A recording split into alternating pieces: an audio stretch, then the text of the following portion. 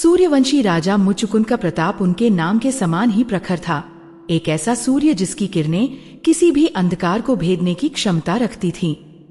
उनका राज्य अयोध्या की महान परंपरा का एक गौरवशाली अंश चारों दिशाओं में अपनी कीर्ति और समृद्धि के लिए विख्यात था।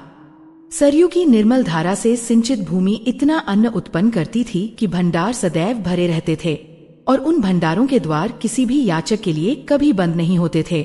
नगरों की सड़कें चौड़ी और स्वच्छ थीं, जिन पर चलते हुए नागरिक अपने राजा के प्रति कृतज्ञता के भाव से भरे रहते थे। कुशल कारीगरों की कलाकृतियां दूर देशों के व्यापारियों को आकर्षित करती और राज्य के खजाने स्वर्ण और रत्नों से इस प्रकार भरे थे कि उनकी चमक से आंखें चौंधिया जाती। सेना केवल संख्या में ही नहीं बल्कि शौर्य और पराक्रम में भी अजेय थी। उनके अश्वों की टापों की ध्वनि सुनकर शत्रु के हृदय में भय का संचार हो जाता था।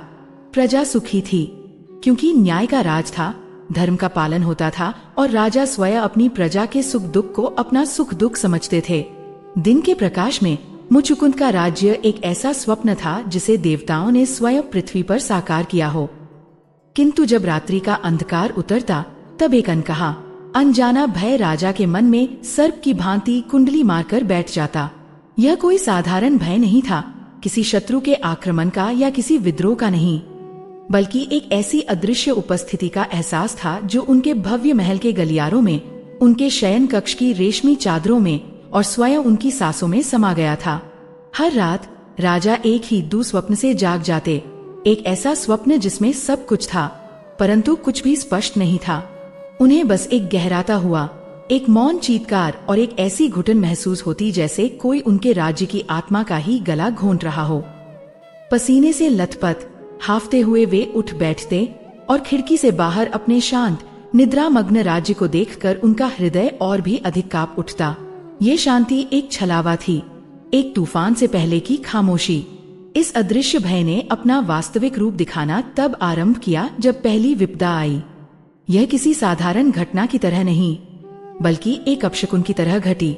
राज्य के अश्वशाला में, जहां इंद्र के उच्च अहश्रवा के वंशज कहे जाने वाले सहस्रों उत्तम अश्व थे, वहां एक सुबह मुख्य अश्वपालक दौड़ता हुआ रुआसा होकर राजसभा में पहुंचा। उसके शब्द उसके गले में ही अटक रहे थे। महाराज, वह हाफते हुए बोला, अश्वमेध, हमारा सर्वश्रेष्ठ अश्व जिसने आपको कई युद्धों में विजय दिलाई थी, अपने स्थान पर मृत पाया गया है। राजा मुचुकुंद अपने सिंहासन से उठ खड़े हुए। अश्वमेध केवल एक पशु नहीं था, वह राज्य के गौरव का प्रतीक था। उसके शरीर पर कोई घाव नहीं था, विष का कोई चिन्ह नहीं था और न ही किसी बीमारी के लक्षण थे। वह ऐसे शांत पड़ा था जैसे गहरी निद्रा में हो, एक ऐसी निद्रा जिससे वह कभी नहीं जागेगा। अगले दिन 2 और श्रेष्ठ अश्व उसी रहस्यमयी ढंग से मृत पाए गए और फिर यह क्रम चल पड़ा। हर सुबह एक नया शोक लेकर आती। अश्वपालकों ने दिन रात पहरा दिया, वैद्यों ने हर संभव जड़ी बूटी का परीक्षण किया, परंतु मृत्यु का यह अदृश्य दूत बिना कोई पदचिन्ह छोड़े अपना कार्य करता रहा। अभी राज्य इस आघात से उबर भी नहीं पाया था कि एक और अनहोनी ने सबको दहला दिया। विशाल अन्न के भंडार, जो अकाल के समय भी वर्षों तक प्रजा का पेट भरने में सक्षम थे, रहस्यमयी ढंग से खाली होने लगे। भंडारों के विशाल द्वारों पर मोटे मोटे ताले लगे थे, जिन पर राजमुद्रा अंकित थी। सशस्त्र सैनिक दिन रात पहरा देते थे, फिर भी हर सुबह भंडारों के अध्यक्ष आकर सूचित करते कि अन्न की बोरियां ऐसे गायब हो रही हैं जैसे उन्हें धरती निगल गई हो या वे हवा में विलीन हो गए हों। न कोई चोर पकड़ा गया, न किसी ने कुछ देखा। यह एक ऐसा मायाजाल था जिसे कोई समझ नहीं पा रहा था। धीरे धीरे प्रजा के घरों से भी अन्न और भोज्य पदार्थ रहस्यमयी ढंग से कम होने लगे। लोगों के चेहरे पर चिंता की लकीरें गहरी होने लगी। बाजारों में जहां पहले उत्सव का माहौल रहता था, वहां अब एक अजीब सी उदासी और निराशा छाने लगी। लोग एक दूसरे को संदेह की दृष्टि से देखने लगे। हंसी और ठहाके दुर्लभ हो गए, उनकी जगह कानाफूसियों और गहरी सांसों ने ले ली। यह निराशा एक संक्रामक रोग की तरह फैल रही थी, जिसने राज्य की आत्मा को भीतर से खोखला करना आरंभ कर दिया था। राजा मुचुकुंद ने अपने राज्य के सबसे बड़े वैद्यों, ज्ञानियों, ज्योतिषियों और तंत्र मंत्र के ज्ञाताओं की एक आपात सभा बुलाई। वे सभी अपने अपने क्षेत्र के धुरंधर थे, जिनकी बुद्धि और ज्ञान की धाक दूर दूर तक थी। कई दिनों तक गहन विचार विमर्श हुआ। वैद्यों ने मिट्टी, जल और वायु का परीक्षण किया, परंतु उन्हें कोई विष या दूषण नहीं मिला। ज्योतिषियों ने ग्रहों की चाल का अध्ययन किया, जन्म कुंडलियों को खंगाला, परंतु आकाश में ऐसा कोई अशुभ योग नहीं दिख रहा था जो इस तरह की राष्ट्रव्यापी विपदा का संकेत देता।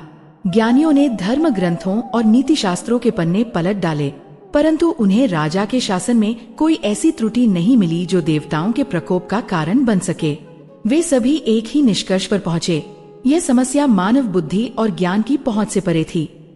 यह कोई भौतिक नहीं बल्कि एक आध्यात्मिक रोग था, एक ऐसा श्राप जिसका स्रोत उनकी समझ से बाहर था। राजसभा में गहरा मौन छाया था और सभी ज्ञानी पुरुष असहाय होकर एक दूसरे का मुख ताक रहे थे। और फिर वह रात आई, अमावस्या की रात। आकाश में न चंद्रमा था, न एक भी तारा। अंधकार इतना घना और सर्वव्यापी था कि जैसे उसने प्रकाश के अस्तित्व को ही सदा के लिए मिटा दिया हो। हवा थम गई थी, पत्ते भी नहीं हिल रहे थे। ऐसा प्रतीत हो रहा था मानो संपूर्ण ब्रह्मांड ने अपनी सांस रोक ली हो, किसी भयंकर घटना की प्रतीक्षा में। ठीक मध्य रात्रि के समय, जब अंधकार अपने चरम पर था, एक कर्णभेदी ध्वनि ने नगर की निस्तब्धता को चीर दिया। यह ध्वनि किसी वज्रपात से भी अधिक भयानक थी। लोग भयभीत होकर अपने घरों से बाहर निकल आए। उन्होंने जो दृश्य देखा, उसने उनके रहस्य साहस को भी नष्ट कर दिया। नगर के मध्य में स्थित सहस्त्रों वर्षों से खड़ा राज्य का सबसे प्राचीन और भव्य मंदिर, जिसकी शिखर ध्वजा आकाश से बातें करती थी, उसका शिखर टूटकर नीचे गिर गया था। मंदिर का गर्भगृह ध्वस्त हो चुका था। यह केवल एक संरचना का पतन नहीं था, यह उनकी आस्था, उनकी परंपरा और उनके गौरव का पतन था। यह एक अचूक, एक भयंकर अपशकुन था। प्रजा के हृदय में जो थोड़ी बहुत आशा शेष थी, वह भी उस मंदिर के मलबे में दब कर रह गई। इस घटना ने राजगुरु को विचलित कर दिया। वे केवल एक पुरोहित नहीं थे, बल्कि सूर्यवंश के इतिहास और उसकी गूढ़ परंपराओं के जीवंत कोश थे। उनका चेहरा, जो सदा ज्ञान के तेज से दीप्त रहता था, अब भय से हिम की भांति श्वेत पड़ गया था। उन्होंने स्वयं को राज पुस्तकालय के उस गुप्त कक्ष में बंद कर लिया जहाँ केवल वे ही प्रवेश कर सकते थे। वहाँ ताड़पत्रों पर लिखी वे प्राचीन पोथियां संग्रहित थी, जिन्हें सदियों से किसी ने स्पर्श नहीं किया था। दिन रात बिना अन्न जल ग्रहण किए वे उन धूल भरी पोथियों के पन्ने पलटते रहे, प्राचीन अक्षरों पर अपनी दृष्टि गड़ाए, किसी ऐसे सूत्र की तलाश में जो इस विनाश लीला की व्याख्या कर सके। कई दिनों की अथक खोज के बाद एक जीर्ण शीर्ण पोथी में, जिसके अक्षर लगभग मिट चुके थे, उन्हें एक ऐसा संदर्भ मिला जिसे पढ़कर उनका शरीर कांप उठा। उनकी आंखों में केवल भय नहीं, बल्कि एक ऐसी समझ थी जो भय से भी अधिक पीड़ादायक थी। वे सीधे राजा मुचुकुंद के समक्ष उपस्थित हुए। उनके हाथ कांप रहे थे और उनकी वाणी में एक अजीब सा भारीपन था। हे राजन, उन्होंने लड़खड़ाती आवाज में कहा, अब मुझे ज्ञात हुआ है, यह कोई प्राकृतिक आपदा नहीं है, नहीं, यह किसी शत्रु का षड्यंत्र है। यह हमारे अपने ही कर्मों का फल है, जो पीढ़ियों की यात्रा करके आज हमारे द्वार पर आ खड़ा हुआ है। राजा ने अधीरता से पूछा, स्पष्ट कहिए गुरुदेव, आखिर ये कैसी पहेली है? राजगुरु ने एक गहरी सांस ली। राजन, आपके पूर्वजों में से एक, जो अपने वचन के धनी और धर्मपरायण माने जाते थे, उन्होंने अनजाने में एक बहुत बड़ी भूल कर दी थी। 100 पीढ़ियों से भी अधिक समय पूर्व देवर्षि नारद भ्रमण करते हुए हमारे राज्य में पधारे थे। उन्होंने राजा से एक वचन मांगा था, एक ऐसा वचन जो उस समय बहुत साधारण प्रतीत हुआ। देवर्षि ने कहा था, हे राजन, मैं अपनी वीणा के लिए एक विशेष काष्ठ चाहता हूँ, जो केवल नैमिषारण्य के हृदय में स्थित एक देवदारू के वृक्ष से ही प्राप्त हो सकता है। वचन दो कि जब तक मैं लौट कर न आऊं, उस वृक्ष की एक भी शाखा को कोई स्पर्श नहीं करेगा। राजा ने तत्काल वचन दे दिया, परंतु कालचक्र घूमता रहा। देवर्षि अपने लोकों में ऐसे व्यस्त हुए कि उन्हें अपना वचन विस्मृत हो गया। इधर कई वर्षों बाद राज्य में एक भव्य यज्ञ का आयोजन हुआ और यज्ञशाला के निर्माण के लिए उसी देवदारू वृक्ष को काट दिया गया, यह मानकर कि देवर्षि अब कभी नहीं लौटेंगे। जब वर्षों बाद देवर्षि लौटे और अपने प्रिय वृक्ष को न पाया, तो उनका हृदय क्षोभ से भर गया। उन्होंने क्रोध में नहीं, बल्कि गहरे दुख में ये श्राप दिया, हे सूर्यवंशियों, तुमने एक ऋषि को दिए वचन का मान नहीं रखा। जिस प्रकार तुमने मेरे संगीत के स्रोत, उस वृक्ष को नष्ट करके मेरे हृदय में एक शून्य उत्पन्न किया है, उसी प्रकार एक दिन आएगा जब तुम्हारा राज्य हर प्रकार से भरा पूरा होते हुए भी भीतर से खोखला हो जाएगा। तुम्हारी शक्ति, तुम्हारा अन्न, तुम्हारा सुख, सब कुछ रहस्यमयी ढंग से क्षीण होने लगेगा और तुम उसका कारण भी नहीं जान पाओगे। यह श्राप 100 पीढ़ियों के बाद फलीभूत होगा, जब तुम्हारा वंश अपनी समृद्धि के चरम पर होगा। हे राजन, वही श्राप आज एक अदृश्य अंधकार बनकर आपके राज्य को निगल रहा है। राजा मुचुकुंद वज्रपात से स्तब्ध खड़े रह गए। उन्हें विश्वास नहीं हो रहा था कि उनके पूर्वजों की एक भूल का दंड उनकी निर्दोष प्रजा को भुगतना पड़ रहा था। गुरुदेव, उन्होंने कातर स्वर में पूछा, क्या इस श्राप से मुक्ति का कोई उपाय नहीं है?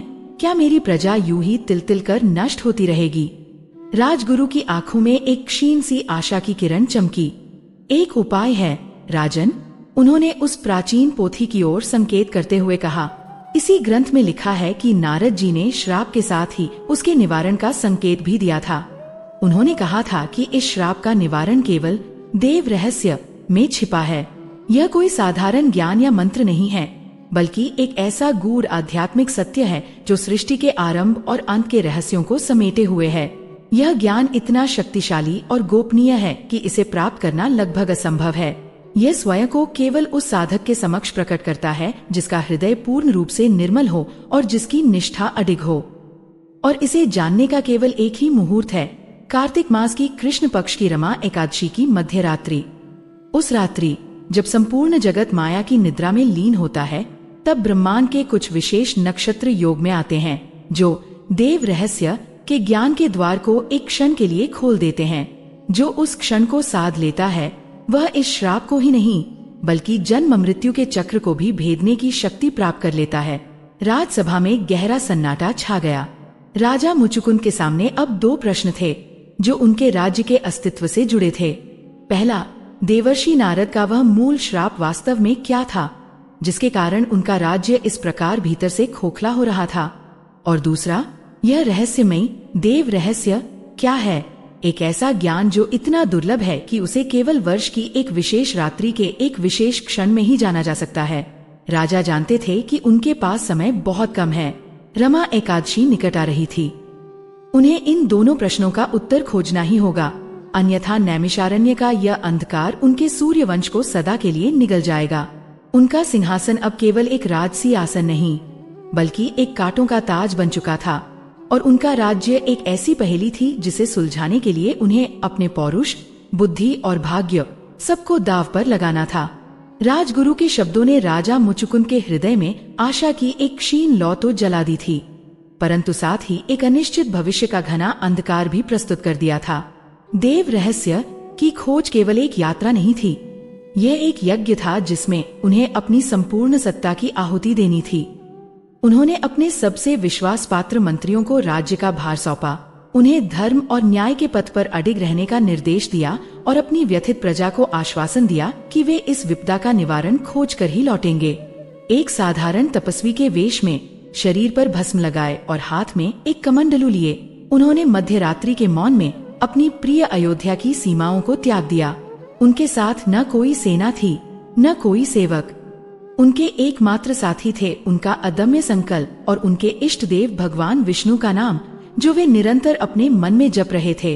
उनकी यात्रा उत्तर दिशा की ओर थी, उस हिमवंत प्रदेश की ओर जिसे देव भूमि कहा जाता था, जहां आकाश और पृथ्वी का मिलन होता है और जहां मनुष्य की पहुंच समाप्त हो जाती है।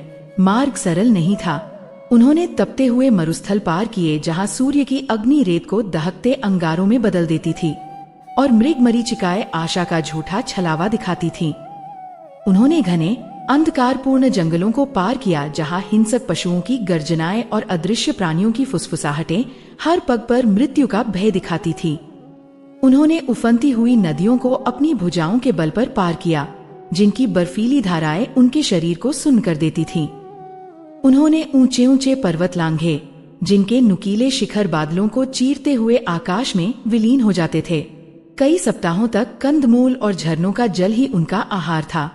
उनका राजसी शरीर, जो कोमल शैया का आदि था, अब कठोर चट्टानों पर विश्राम करता था।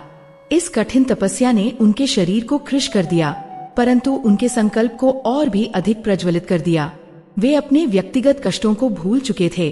उनकी आंखों के सामने केवल अपनी प्रजा के मुरझाए हुए चेहरे और अपने राज्य पर मंडराता हुआ वह अदृश्य था। जैसे जैसे वे हिमालय के निकट पहुंचते गए, प्रकृति का स्वरूप बदलने लगा। वायु शीतल और निर्मल होती गई, जिसमें देवदारू और भोजपत्र की दिव्य सुगंध घुल गई थी। सांसारिक कोलाहल पीछे छूट गया था और उसकी जगह एक गहन आध्यात्मिक शांति ने ले ली थी, जिसे केवल मंद मंद बहती हवा और दूर किसी झरने की कलकल ध्वनि ही भंग करती थी। राजगुरु ने उन्हें उस गुप्त घाटी का मार्ग समझाया था, एक ऐसा स्थान जो किसी मानचित्र पर अंकित नहीं था और जिसका द्वार केवल उन्हीं के लिए खुलता था जिनके हृदय में निश्चल भक्ति और दृढ़ उद्देश्य हो। कई दिनों की खोज के बाद एक संकरे दर्रे से गुजरते हुए राजा ने स्वयं को एक ऐसे स्थान पर पाया जो किसी स्वप्नलोक के समान था। यह वही पौराणिक घाटी थी जिसका उल्लेख प्राचीन ग्रंथों में मिलता था। यहाँ का वातावरण इतना शुद्ध और ऊर्जावान था कि राजा के शरीर की सारी थकान एक क्षण में ही लुप्त हो गई। चारों ओर रंग बिरंगे अनजाने पुष्प खिले हुए थे, जिनसे एक मंद मंद प्रकाश निकल रहा था। छोटे छोटे झरने स्फटिक की शिलाओं से टकराकर ऐसा संगीत उत्पन्न कर रहे थे जो किसी भी गंधर्व के गायन से अधिक मधुर था। परंतु राजा मुचुकुंद इस स्वर्गिक सौंदर्य में खोने के लिए नहीं आए थे। वे जानते थे कि उनका गंतव्य अभी और भी दुर्गम है। घाटी के दूसरे छोर पर एक घना रहस्यमयी वन था, जिसकी सीमा से ही एक विचित्र आभा निकल रही थी। राजगुरु ने चेतावनी दी थी कि यही यक्षों का मायालोक है, देव रहस्य तक पहुंचने के मार्ग का पहला और सबसे कठिन द्वार। जैसे ही राजा मुचुकुंद ने उस वन की सीमा में अपना पहला पग रखा, उन्हें ऐसा प्रतीत हुआ जैसे उन्होंने एक लोक से दूसरे लोक में प्रवेश कर लिया हो। बाहर की दुनिया से उस वन का कोई संबंध नहीं था। यहाँ समय का अस्तित्व ही समाप्त हो गया था। न दिन का प्रखर प्रकाश था, न रात्रि का घना अंधकार। एक रहस्यमयी सुनहरी नीली युति चारों ओर फैली हुई थी, जिसका स्रोत समझ से परे था। ऐसा लगता था मानो स्वयं हवा ही प्रकाशमान हो। यहाँ के वृक्ष सामान्य नहीं थे, उनके तने चांदी के समान चमक रहे थे और उनकी शाखाओं पर पन्ने और नीलम के पत्ते झिलमिला रहे थे। उन शाखाओं पर फल नहीं, बल्कि मानिक, पुखराज और हीरों के समान दीप्तिमान मणियां लटकी थी, जिनसे निकलता प्रकाश उस पूरे वन को आलोकित कर रहा था। धरती पर कोमल हरी घास नहीं, बल्कि एक ऐसी काई बिछी थी जो तारों से भरे आकाश की भांति टिमटिमा रही थी। और फिर उन्होंने उस संगीत को सुना। वह किसी वाद्य यंत्र से नहीं आ रहा था, बल्कि ऐसा प्रतीत होता था जैसे वह उस वन के कनकन से, वृक्षों के पत्तों से, फूलों की पंखुड़ियों से और हवा के झोंकों से स्वयं उत्पन्न हो रहा हो। वह संगीत अविश्वसनीय रूप से मधुर और मोहक था। उसकी धुनें सुनने वाले के मन में दबी हुई हर इच्छा, हर कामना को जागृत करने की क्षमता रखती थी। वह संगीत ऐश्वर्य का, भोग का, शक्ति का और अमरता का प्रलोभन दे रहा था। वह मन में यह भ्रम उत्पन्न कर रहा था कि यही अंतिम सत्य है, यही परम आनंद है और इसके परे किसी भी खोज की कोई आवश्यकता नहीं है। राजा मुचुकुंद ने अनुभव किया कि उनका मन धीरे धीरे इस मायाजाल में फंस रहा है। उनकी यात्रा का उद्देश्य, उनका श्रापग्रस्त राज्य, उनकी प्रजा का दुख, सब कुछ उनके मस्तिष्क से धूमिल होने लगा था। उन्हें केवल उस संगीत को सुनने और उन मणिफलों को निहारते रहने की तीव्र इच्छा हो रही थी। कई दिनों और रातों की यात्रा से उनका शरीर थककर चूर हो चुका था और उनका कंठ प्यास से सूख कर कांटा हो गया था। उनकी दृष्टि एक वृक्ष पर लटके एक विशेष फल पर पड़ी, जो एक बड़े से रक्तमनी के समान दिख रहा था और उससे अमृत की बूंदें टपक रही थीं। उस फल को देखकर उनकी भूख और प्यास तीव्र हो गई। एक क्षण के लिए वे अपना संकल्प भूल गए। वे भूल गए कि वे एक राजा हैं जो अपनी प्रजा के उद्धार के लिए निकले हैं। उस क्षण वे केवल एक थकेहारे, भूखे प्यासे मनुष्य थे, जिसे सामने मोक्ष का साक्षात स्वरूप दिखाई दे रहा था। वे उस मोह का प्रतिरोध न कर सके। जैसे ही उन्होंने उस फल को तोड़ने के लिए अपना हाथ आगे बढ़ाया, उस मायालोक का वास्तविक स्वरूप प्रकट हो गया। एक भयानक कंपन के साथ संपूर्ण जंगल कांप उठा। वह मधुर संगीत एक कर्णभेदी चीत्कार में बदल गया। वे दीप्तिमान वृक्ष काले, कांटेदार ठूंठों में परिवर्तित हो गए, जिनकी शाखाएं किसी दानव की भुजाओं की तरह राजा की ओर लपक रही थीं। मणि के समान चमकने वाले फल अब मानव खोपड़ियों के समान दिखने लगे, जिनकी खाली आंखों से एक भयावह अंधकार झांक रहा था। वह टिमटिमाती हुई काई अब दलदल में बदल गई थी, जिसमें से सड़ांत की दुर्गंध उठ रही थी। वह सुनहरी नीली युति लुप्त हो गई और चारों ओर एक ऐसा घुटन भरा अंधकार छा गया जिसे केवल उन भयावह आकृतियों से निकलती धीमी पिशाची रोशनी ही भेद रही थी। और फिर उस दलदल और अंधकार के बीच से एक विशालकाय आकृति उभरी। वह आकृति एक यक्ष की थी, जो उस वन का स्वामी और संरक्षक था। उसका शरीर किसी प्राचीन पर्वत की चट्टान के समान कठोर और विशाल था, जिस पर काई और सूखी लताएं लिपटी हुई थीं। उसकी भुजाएं पुराने देवदारू के तनों के समान मोटी थीं और उसके पैर धरती में गहरे धंसे हुए थे। उसका मस्तक आकाश को छू रहा था और उसकी जटाएं काले मेघों के समान फैली हुई थीं। परंतु सबसे भयावह थीं उसकी आंखें, दो दहकते हुए अंगारे जिनमें न कोई करुणा थी न कोई भाव, केवल एक शाश्वत निर्लिप्त शक्ति का तेज था। उस यक्ष ने अपनी मेघों के गर्जन के समान भारी और गूंजती हुई वाणी में कहा, और उसकी आवाज से पूरा जंगल थरथरा उठा। हे मर्त्य मानव, तूने मेरे इस पवित्र और निषिद्ध वन में प्रवेश करने का दुस्साहस कैसे किया? क्या तू नहीं जानता कि यहाँ समय भी अपना मार्ग भूल जाता है और दिशाएं अपना अस्तित्व खो देती हैं? तूने मेरी अनुमति के बिना मेरे वन के फल को स्पर्श करने का लोभ किया। तूने इस मायालोक के नियम को तोड़ा है। यक्ष की दृष्टि राजा के अंतर्मन को भेद रही थी। उनके हर विचार, हर भय को पढ़ रही थी। अब यहाँ से बाहर निकलने का कोई मार्ग नहीं है, यक्ष ने आगे गरजते हुए कहा।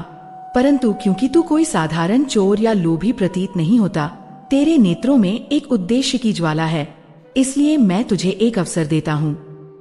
मैं तुझसे एक पहेली पूछूंगा। यदि तूने सही उत्तर दे दिया तो आगे जाने का मार्ग तेरे लिए खुल जाएगा, परंतु यदि तेरा उत्तर गलत हुआ तो तेरी आत्मा सदासदा के लिए इस मायालोक में एक वृक्ष या पत्थर बनकर कैद हो जाएगी, अपने उद्देश्य को भूलकर अनंत काल तक पश्चाताप करती हुई। राजा मुचुकुंद का हृदय तीव्र गति से धड़क रहा था, परंतु उन्होंने अपना संयम नहीं खोया। वे समझ गए थे कि यह परीक्षा शस्त्रों की नहीं, बल्कि बुद्धि और आत्मा की है। उन्होंने यक्ष के सामने हाथ जोड़े और विनम्रता से कहा, हे वन के अधिपति, मैं आपके पराक्रम का सम्मान करता हूँ। मैं यहाँ किसी लोभ या दुस्साहस के कारण नहीं, अपितु एक विवशता के कारण आया हूँ। आप अपनी पहेली पूछें, मैं अपने विवेक और ज्ञान से उसका उत्तर देने का पूरा प्रयास करूंगा। यक्ष की कोयले जैसी आंखों में एक क्षण के लिए कोई अपरिचित भाव चमका। शायद राजा के साहस और विनम्रता को देखकर वह थोड़ा प्रभावित हुआ। उसने अपनी पहेली पूछी और उसकी आवाज ब्रह्मांड के किसी प्राचीन रहस्य के समान गूंज उठी। बताओ, वह कौन है जो एक ही समय में भोक्ता भी है और भोग भी, जो हर प्रश्न में भी है और हर उत्तर में भी? यह प्रश्न सुनकर राजा मुचुकुंद एक गहरे चिंतन में डूब गए। यह कोई साधारण पहेली नहीं थी। इसका उत्तर किसी शास्त्र या ग्रंथ में नहीं मिल सकता था। यह एक गहन दार्शनिक प्रश्न था जो सृष्टि के द्वैत और अद्वैत के सिद्धांतों से जुड़ा था। भोक्ता, अनुभव करने वाला, और भोग, अनुभव की जाने वाली वस्तु, ये तो दो अलग अलग ध्रुव हैं। प्रश्न और उत्तर, ये भी एक दूसरे के पूरक होते हुए भी भिन्न हैं। वह कौन हो सकता है जो यह दोनों ही है, जो कारण भी है और कार्य भी? राजा ने संसार के सभी ज्ञात तत्वों के बारे में सोचा। क्या वह ईश्वर है? परंतु ईश्वर तो भोक्ता है, भोग नहीं। क्या वह प्रकृति है? प्रकृति भोग है, भोक्ता नहीं। क्या वह ज्ञान है? ज्ञान उत्तर में तो है, परंतु प्रश्न में कैसे हो सकता है? उनका मस्तिष्क तेजी से सभी संभावनाओं को तोल रहा था, परंतु हर तर्क एक बंद गली में जाकर समाप्त हो जाता था। वे समझ गए कि इस पहेली को केवल तार्किक बुद्धि से हल नहीं किया जा सकता। इसका उत्तर तर्क से परे, अनुभव और अनुभूति के क्षेत्र में छिपा है। वे यह भी जानते थे कि एक गलत उत्तर का अर्थ है सदा के लिए इस भयावह मायालोक में कैद हो जाना, और उनके साथ ही उनके पूरे राज्य और वंश की आशाओं का भी अंत हो जाना। एक गहन निराशा ने उन्हें घेर लिया। तभी उस घोर संकट और असमंजस के क्षण में उन्हें अपने इष्ट देव, सृष्टि के पालनहार भगवान श्रीहरि विष्णु का स्मरण हुआ। वे समझ गए कि मानवीय बुद्धि की एक सीमा है, और जहाँ बुद्धि समाप्त होती है वहाँ से भक्ति का मार्ग आरंभ होता है। उन्होंने उस भयावह यक्ष और उसके मायालोक से अपनी दृष्टि हटा ली। उन्होंने अपनी आंखें बंद कर ली और अपने हृदय के भीतर ध्यान केंद्रित किया। उन्होंने स्वयं को उस सर्वव्यापी चेतना के प्रति समर्पित कर दिया जिसे वे विष्णु के नाम से पूजते थे। उन्होंने प्रार्थना की, हे प्रभु, हे अंतर्यामी, आप ही प्रश्न हैं और आप ही उत्तर। मैं आपकी शरण में हूँ। मुझे इस माया के अंधकार से बाहर निकालें और सत्य का प्रकाश दिखाए। जैसे ही उन्होंने पूर्ण समर्पण के साथ ध्यान लगाया, उनके मन के भीतर के सारे विचार शांत हो गए। बाहर का कोलाहल और भय समाप्त हो गया। एक गहन शांति उनके भीतर उतरने लगी। उस शांति के गर्भ से किसी विद्युत की कौंध की तरह उन्हें उस पहेली का उत्तर सूझा। ये शब्दों में नहीं, बल्कि एक अनुभूति के रूप में प्रकट हुआ। एक ऐसा सत्य जिसे केवल अनुभव किया जा सकता था, बताया नहीं जा सकता था। उन्हें यक्ष की पहेली का उत्तर मिल गया था। अब प्रश्न यह था कि क्या उनका उत्तर सही होगा? क्या यह अनुभूति उन्हें इस मायालोक से मुक्त करा पाएगी, या यह भी उसी माया का एक और छलावा था? यक्ष धैर्यपूर्वक उनकी ओर देख रहा था। उसकी दहकती हुई आंखें राजा के चेहरे पर आते जाते हर भाव का अध्ययन कर रही थीं। संपूर्ण मायालोक सांस रोके उस उत्तर की प्रतीक्षा कर रहा था जो सूर्यवंश के भविष्य का निर्णय करने वाला था। राजा मुचुकुंद उस गहन शून्य सदृश शांति में डूबे हुए थे, जहाँ न कोई यक्ष था, न कोई मायालोक, न कोई भय। वहाँ केवल चेतना का शुद्ध अस्तित्व था, और उसी अस्तित्व के केंद्र से वह उत्तर एक स्वतः स्फूर्त ज्ञान के रूप में उदित हुआ था। उन्होंने अपनी आंखें खोलीं, और जब उन्होंने ऐसा किया तो उनके मुख पर भय या अनिश्चितता का कोई चिन्ह शेष नहीं था। उनकी दृष्टि में अब एक ऐसी स्थिरता और आत्मविश्वास था जो किसी सांसारिक सम्राट का नहीं, अपितु एक तत्वज्ञानी ऋषि का था। उन्होंने उस विशालकाय भयावह यक्ष को देखा, परंतु अब वे उसकी बाहरी आकृति से भयभीत नहीं थे, क्योंकि उन्होंने ध्यान की उस अवस्था में सभी आकृतियों के परे जो सत्य था उसकी एक झलक पाली थी। उनकी वाणी शांत परंतु दृढ़ थी, और उसमें एक ऐसी प्रतिध्वनि थी जैसे वह उनके कंठ से नहीं, अपितु ब्रह्मांड के हृदय से निकल रही हो।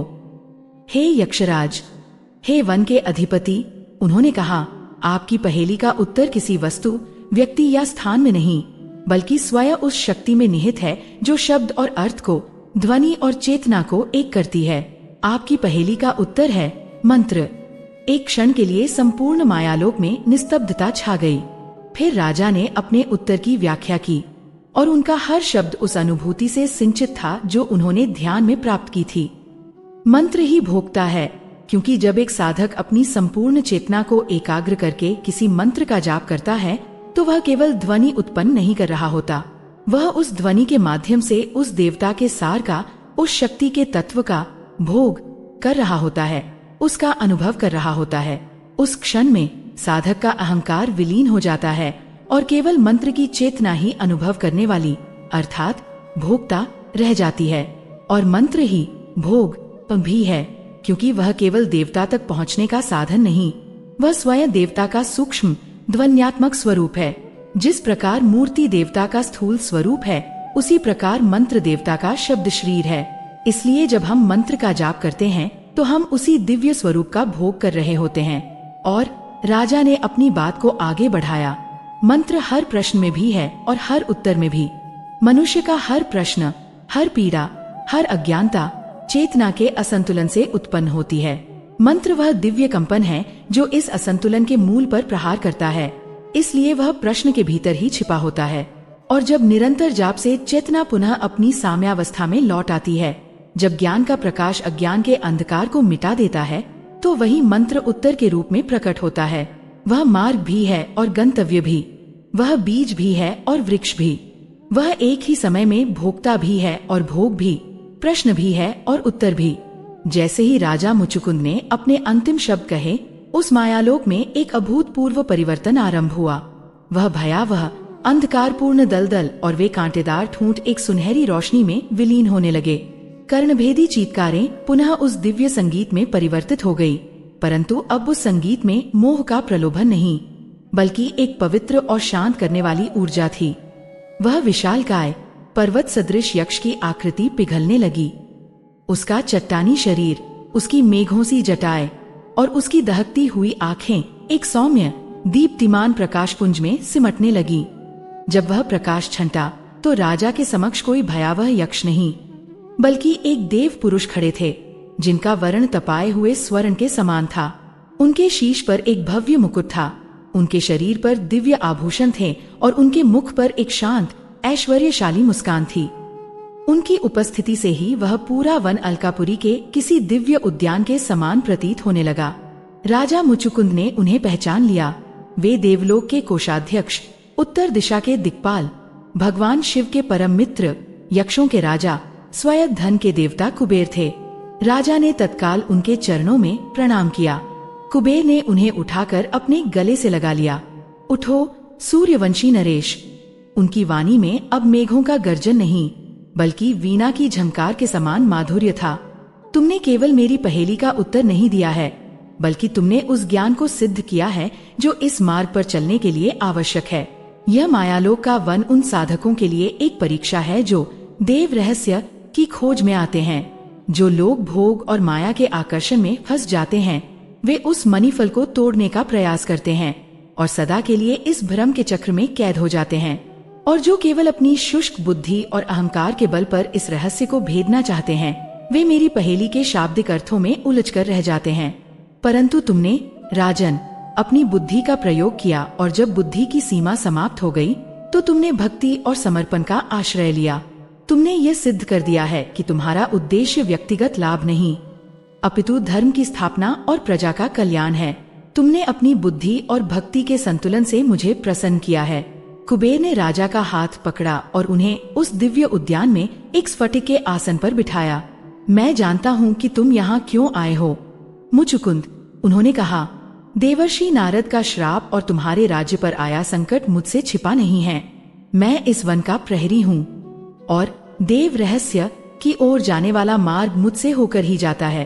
तुम्हारे सत्य और धर्म निष्ठा से प्रसन्न होकर मैं तुम्हारे लिए वह मार्ग तो खोलूंगा ही, परंतु तुम्हारी यात्रा को सफल बनाने के लिए मैं तुम्हें एक ऐसा वरदान भी दूंगा जो उस रहस्य को प्राप्त करने की कुंजी है। मैं तुम्हें 3 ऐसे दिव्य महामंत्र प्रदान करूंगा जो तुम्हारे उद्देश्य के 3 स्तंभ बनेंगे। ये मंत्र ही देव रहस्य के अभेद्य दुर्ग के द्वार खोलेंगे। यह कहकर भगवान कुबेर राजा मुचुकुंद के निकट आए और उनके कान में उन 3 महामंत्रों को उनके अर्थ, उनके कंपन और उनकी शक्ति के साथ स्थापित कर दिया।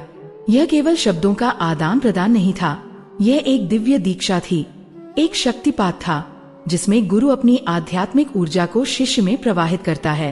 पहला मंत्र, कुबेर ने फुसफुसाते हुए कहा, नमो भगवते वासुदेवाय। यह द्वादशाक्षर महामंत्र है राजन।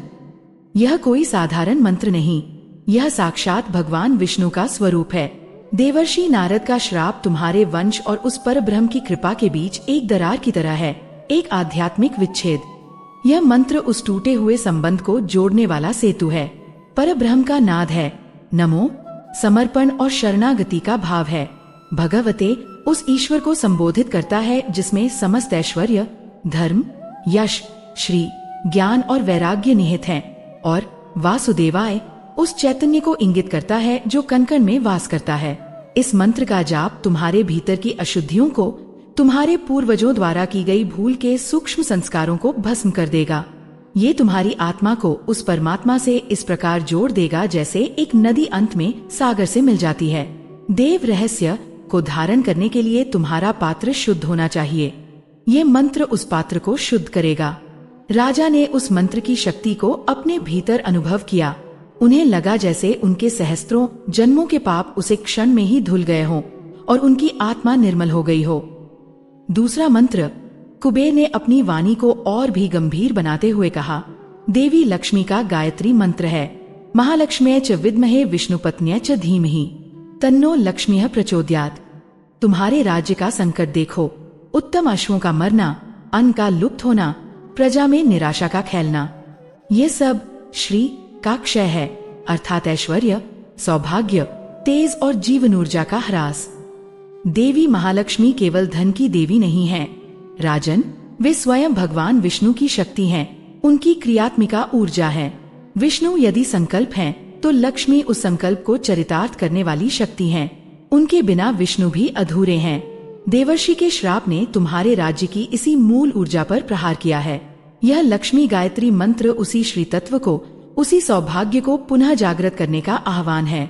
विद्महे का अर्थ है हम जाने, धीमहि का अर्थ है हम ध्यान करें और प्रचोदयात् का अर्थ है हमें प्रेरित करें। इस मंत्र के द्वारा तुम उस महाशक्ति से प्रार्थना करोगे कि वे तुम्हारे राज्य में अपनी चेतना को पुनः स्थापित करें। मैं धन का देवता हूँ, पर उस धन को गतिमान और शुभ बनाने वाली शक्ति देवी लक्ष्मी ही है। यह मंत्र तुम्हारे राज्य के भौतिक और आध्यात्मिक कोष को पुनः भर देगा। राजा मुचुकुंद ने अनुभव किया कि यह मंत्र उनके राजधर्म से जुड़ा है। यह केवल उनके लिए नहीं, बल्कि उनकी संपूर्ण प्रजा और उनकी भूमि के कल्याण के लिए था। और तीसरा और अंतिम मंत्र, कुबेर ने कहा, और इस बार उनकी वाणी में एक विशेष तेज था। भगवान राम का तारक बीज मंत्र है, राम रामाय नमः। ये सबसे महत्वपूर्ण है मुचुकुंद, क्योंकि ये तुम्हारे श्राप पर सीधा प्रहार करेगा। एक श्राप क्या है? यह गहन पीड़ा या क्रोध से उत्पन्न एक शक्तिशाली नकारात्मक शब्द शक्ति है जो काल में यात्रा करती है। देवर्षि नारद कोई साधारण ऋषि नहीं है। उनके शब्दों में ब्रह्मांड को भी बदलने की शक्ति है। ऐसे शक्तिशाली श्राप को केवल तर्क या तप से नहीं काटा जा सकता। उसे काटने के लिए एक उससे भी अधिक शक्तिशाली सकारात्मक शब्द शक्ति की आवश्यकता होती है, और संपूर्ण ब्रह्मांड में भगवान राम के नाम से अधिक शक्तिशाली और कोई शब्द नहीं है। तुम स्वयं सूर्यवंशी हो और भगवान राम तुम्हारे ही वंश के सबसे प्रतापी राजा और साक्षात धर्म के अवतार थे। इसलिए तुम्हारा इस नाम पर अधिकार है। रमा एकादशी का नाम भले ही देवी लक्ष्मी के रमा स्वरूप पर है, परंतु उस तिथि की जो अधिष्ठात्री ऊर्जा है वह भगवान राम की ही शक्ति है। यह बीज मंत्र एक दिव्य अस्त्र के समान है। यह उस श्राप की जड़ को खोजकर उसे उसी प्रकार नष्ट कर देगा जैसे भगवान राम का बाण अधर्म को नष्ट कर देता था। यह हर बाधा को काटने की शक्ति रखता है। 3 महामंत्रों को प्राप्त करके राजा मुचुकुंद को ऐसा प्रतीत हुआ जैसे उन्हें सृष्टि के तीनों लोकों की कुंजी मिल गई हो। उनका हृदय कृतज्ञता से भर गया। उन्होंने कुबेर के चरणों में पुनः शीश नवाया, परंतु कुबेर ने उन्हें उठाते हुए एक गंभीर चेतावनी दी। राजन, ये मंत्र जितने शक्तिशाली हैं, उतने ही संवेदनशील भी हैं। ये प्रज्वलित अग्नि के समान हैं। यदि सही विधि और सही समय पर इनका प्रयोग किया जाए तो ये यज्ञ को सफल कर सकते हैं, परंतु यदि कोई त्रुटि हो गई तो ये साधक को ही भस्म कर सकते हैं। इन तीनों मंत्रों का जाप तुम्हें केवल और केवल रमा एकादशी की रात्रि में उस गुप्त घाटी में पहुंचकर ही करना है। और सबसे महत्वपूर्ण बात, तुम्हें सही मुहूर्त की प्रतीक्षा करनी होगी। यदि तुमने उस मुहूर्त से एक क्षण पहले या एक क्षण बाद भी जाप आरंभ किया तो इन मंत्रों का प्रभाव पूरी तरह से उल्टा हो सकता है। जहाँ पहला मंत्र आत्मा को परमात्मा से जोड़ने के लिए है, वहीं गलत समय पर वह आत्मा को अनंत अंधकार में धकेल सकता है। जहाँ दूसरा मंत्र सौभाग्य को बुलाने के लिए है, वहीं वह तुम्हारे बचे खुचे सौभाग्य को भी नष्ट कर सकता है। और जहाँ तीसरा मंत्र श्राप को काटने के लिए है, वहीं वह उस श्राप की शक्ति को सहस्त्र गुना बढ़ा सकता है। इसलिए सावधान रहना। यह कहकर भगवान कुबेर ने अपने हाथ से आगे का मार्ग इंगित किया। मायालोक का घना जंगल अब विरल हो गया था और उसके पार से एक बर्फीले पर्वत की चोटी दिखाई दे रही थी, जिस पर एक दिव्य प्रकाश चमक रहा था। आगे जाने का मार्ग अब खुल चुका था। राजा मुचुकुंद के पास अब साधन थे, उनके पास लक्ष्य का पता था, परंतु अब उनके मन में पहले से भी बड़े रहस्य खड़े हो गए थे। इन 3 मंत्रों का उस परम देव रहस्य से वास्तव में क्या संबंध है? क्या ये मंत्र ही वह रहस्य हैं या उसे खोलने की केवल कुंजियां हैं? और सबसे बड़ा प्रश्न, वह सही मुहूर्त क्या है? वह एक क्षण जिस पर उनका, उनकी प्रजा का और संपूर्ण सूर्यवंश का भविष्य टिका है, उसे वे कैसे जानेंगे? कुबेर ने उन्हें साधन तो दिए थे, पर उस साधन को प्रयोग करने की विधि और समय अभी भी एक पहेली थी। इन नए रहस्यों के भार को अपने हृदय में लिए राजा मुचुकुंद ने धन के देवता को अंतिम प्रणाम किया और उस मार्ग पर आगे बढ़ गए जो उन्हें उनके भाग्य के अंतिम चरण की ओर ले जा रहा था। भगवान कुबेर से प्राप्त हुए 3 महामंत्र राजा मुचुकुंद के भीतर 3 सूर्यों के समान प्रज्वलित हो रहे थे। उनका शरीर, जो महीनों की कठिन यात्रा और तपस्या से कृश हो गया था, अब एक अभूतपूर्व ऊर्जा से भर गया था। यक्ष के मायालोक से बाहर का मार्ग अब स्पष्ट था, एक ऐसा मार्ग जो पहले अदृश्य था, परंतु अब राजा के शुद्ध हुए अंतःकरण के लिए प्रकट हो गया था। जैसे ही उन्होंने उस दिव्य उद्यान की सीमा को पार किया, पीछे का मनमोहक दृश्य एक झटके में विलीन हो गया, जैसे कोई स्वप्न जागने पर टूट जाता है। अब उनके सामने हिमालय का वह विकराल और आदिम स्वरूप था जिसके बारे में उन्होंने केवल कथाओं में सुना था। वे एक ऐसी घाटी के मुहाने पर खड़े थे जो सृष्टि के द्वंद्व का साक्षात प्रतीक थी। यह वह स्थान था जहाँ देव रहस्य प्रकट होने वाला था, और अब राजा समझ रहे थे कि क्यों ये ज्ञान इतना दुर्लभ और गोपनीय था। इस स्थान तक पहुंचना ही अपने आप में एक सिद्धि थी। उनके बाईं ओर आकाश को छूते हुए हिममंडित पर्वत शिखर थे जो शुद्ध स्फटिक से बने प्रतीत होते थे। उन पर जमी बर्फ सहस्त्रों वर्षों से पिघली नहीं थी और उनसे एक ऐसी तीक्ष्ण बर्फीली हवा चल रही थी जो किसी भी जीवित प्राणी के रक्त को एक क्षण में जमा देने की क्षमता रखती थी। उस हवा के झोंकों में एक भयानक सन्नाटा था, एक मृत्यु तुल्य शांति जहाँ जीवन का कोई चिन्ह नहीं था। बर्फ की विशाल शिलाएं कभी कभी चटकती थी और उनकी ध्वनि किसी राक्षस की हड्डियों के टूटने के समान गूंजकर उस नीरवता को और भी भयावह बना देती थी। और उनके दाहिनी ओर उस बर्फीले नरक के ठीक विपरीत एक खौलते हुए लावे का विशाल सागर था। धरती यहाँ फटी हुई थी और उसके गर्भ से पिघली हुई चट्टानें उबल उबल कर बाहर आ रही थीं। उस लावा सागर का रंग कहीं रक्त के समान लाल तो कहीं गंधक के समान पीला था और उससे उठती लपटें सैकड़ों हाथ ऊपर तक जाकर काले विशैले धुएं के बादल बना रही थीं। उसकी प्रचंड ऊष्मा इतनी तीव्र थी कि दूर खड़े होने पर भी राजा को अपनी त्वचा झुलसती हुई महसूस हो रही थी। उस धधकते हुए सागर से निरंतर एक घुरघुराहट की ध्वनि आ रही थी, जैसे कोई भूखा दानव पीड़ा में कराह रहा हो। यह विनाश का, प्रलय का दृश्य था। शीत और ताप, सृजन और विनाश, जीवन और मृत्यु की इन दो चरम सीमाओं के बीच केवल एक हाथ चौड़ा सर्प की भांति बल खाता हुआ एक संकरासा मार्ग था जो उस घाटी के पार जाता हुआ प्रतीत होता था। वह मार्ग काले शीशे जैसे पत्थर का बना था और वह भी कहीं कहीं लावे की गर्मी से चटक रहा था और कहीं कहीं बर्फ की ठंड से उस पर पाले की एक घातक फिसलन भरी परत जमी हुई थी। इस मार्ग पर एक भी पग गलत पड़ने का अर्थ था या तो जमकर पत्थर हो जाना या जलकर राख हो जाना। कोई भी साधारण मनुष्य इस दृश्य को देखकर ही भय से मूर्छित हो जाता, परंतु राजा मुचुकुंद के हृदय में अब भय का स्थान संकल्प ने ले लिया था। वे जानते थे कि यही उनकी अंतिम परीक्षा है। उन्होंने अपने इष्ट देव का स्मरण किया, उन 3 महामंत्रों को अपने मन में दोहराया और उस असंभव प्रतीत होने वाले मार्ग पर अपना पहला पग रखा। जैसे ही उन्होंने ऐसा किया, उन्हें एक और भी बड़े आश्चर्य ने घेर लिया। उस मार्ग के मध्य में, जहाँ शीत और ताप का संघर्ष सबसे अधिक प्रबल था, उन्हें एक मानवीय आकृति दिखाई दी। उन्हें अपनी आंखों पर विश्वास नहीं हुआ। इस देवदानवों के लिए भी दुर्गम स्थान पर कोई मनुष्य कैसे हो सकता है? परंतु जैसे जैसे वे आगे बढ़े, वह आकृति स्पष्ट होती गई और उसे देखकर उनके पैरों के नीचे से धरती खिसक गई। उनका हृदय एक क्षण के लिए धड़कना बंद हो गया। उस मार्ग पर, जहाँ एक ओर प्रलय की अग्नि थी और दूसरी ओर मृत्यु का हिम, उनकी अपनी पुत्री अयोध्या की राजकुमारी चंद्रभागा पद्मासन में बैठी, आंखें बंद किए तपस्या में लीन थी। चंद्रभागा, जो अपने सौंदर्य, अपनी करुणा और अपनी बुद्धिमत्ता के लिए तीनों लोकों में विख्यात थी।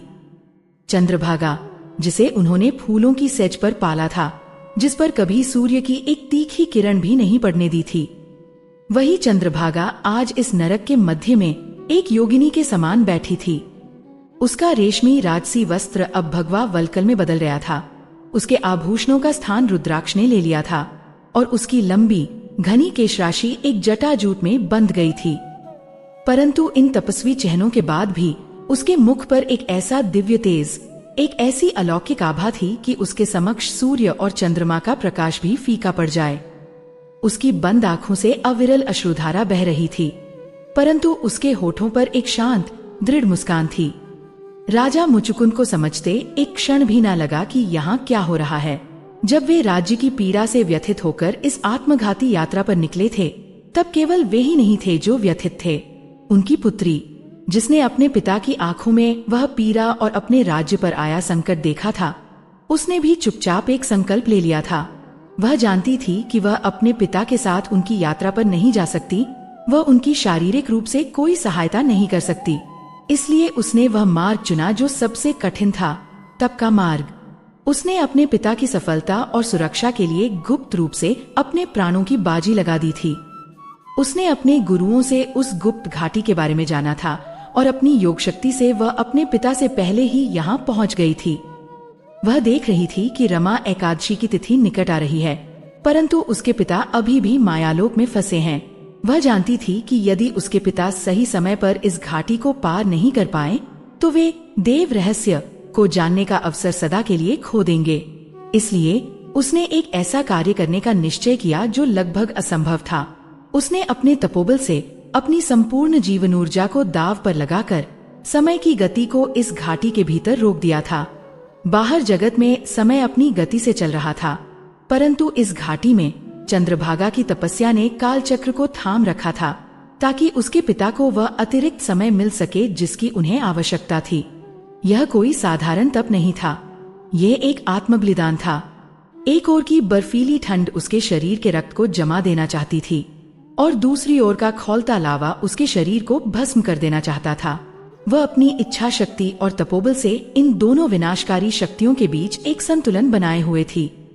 उसी संतुलन ने उस संकरे मार्ग को अब तक बचाए रखा था, परंतु राजा देख सकते थे कि उसकी ये तपस्या उसे भीतर से खोखला कर रही थी। उसके मुख का तेज भले ही अलौकिक था, परंतु उसकी देह क्षीण हो रही थी। पसीने की बूंदें उसके ललाट से ऐसे टपक रही थीं, जैसे कोई पिघलता हुआ मोम हो। उसकी सांसें धीमी और गहरी होती जा रही थीं, और सबसे भयावह संकेत ये था कि जिस मार्ग पर वह बैठी थी उसे खौलता हुआ लावा धीरे धीरे इंच दर इंच निगल रहा था। मार्ग अब पहले से भी अधिक संकरा हो गया था। चंद्रभागा का तपोबल अब क्षीण हो रहा था।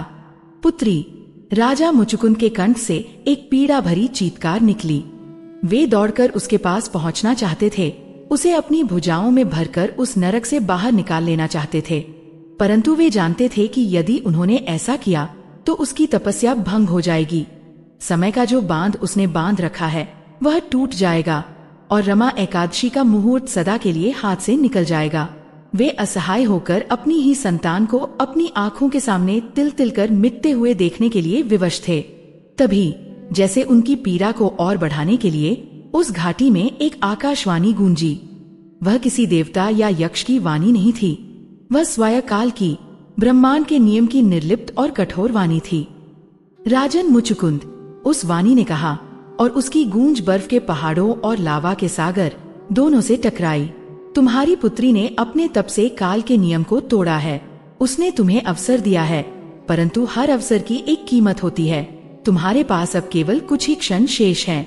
मुहूर्त का समय होने वाला है। तुम्हारे सामने दो मार्ग हैं, आकाशवाणी ने आगे कहा, और उसके हर शब्द एक वज्र के समान राजा के हृदय पर प्रहार कर रहे थे। या तो तुम इस मार्ग पर आगे बढ़कर देव रहस्य को प्राप्त करो और अपनी प्रजा, अपने राज्य और अपने सूर्य वंश के गौरव को बचा लो, या फिर तुम पीछे मुड़कर अपनी पुत्री को उठाओ और उसे इस निश्चित मृत्यु से बचा लो। परंतु याद रहे राजन, तुम दोनों को नहीं चुन सकते।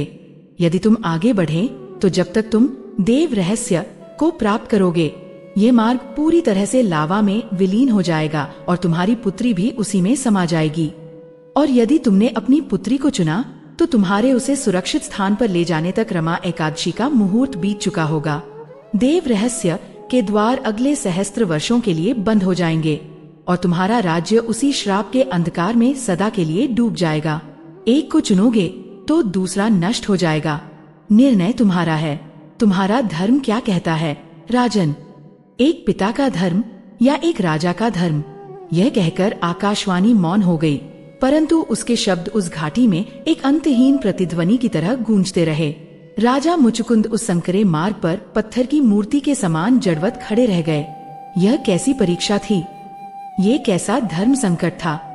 एक ओर उनकी आंखों के सामने उनकी अपनी संतान थी, उनका अपना रक्त जो उनके लिए अपने प्राणों की आहुति दे रही थी, और दूसरी ओर लाखों निर्दोष प्रजाजन थे जिन्होंने उन्हें अपना पिता, अपना रक्षक माना था।